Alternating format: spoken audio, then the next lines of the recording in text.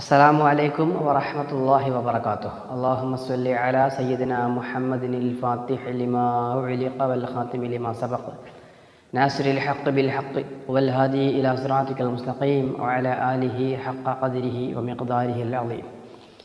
സിഹിർ ചെയ്തവരെ തിരിച്ചറിയാൻ വളരെ വ്യക്തമായി അവരെ സ്വപ്നത്തിൽ കാണുവാൻ മഹത്തുക്കൾ പഠിപ്പിച്ച ഒരു വഴി പറയാം. അറിഞ്ഞിട്ട് അവരുമായി വഴക്കിടാനോ മറ്റോ ഒന്നുമല്ല, അവരെ ഒന്ന് സൂക്ഷിക്കുന്നത് നല്ലതാണ്.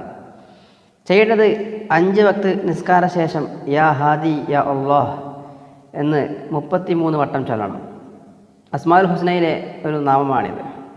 സന്മാർഗം കാണിക്കുന്നവൻ എന്നാണ് അർത്ഥം. കിടന്നുറങ്ങുമ്പോൾ 111 പ്രാവശ്യം ഇതേ യാ ഹാദി യാ അല്ലാഹ് എന്ന് തന്നെ ചൊല്ലുക.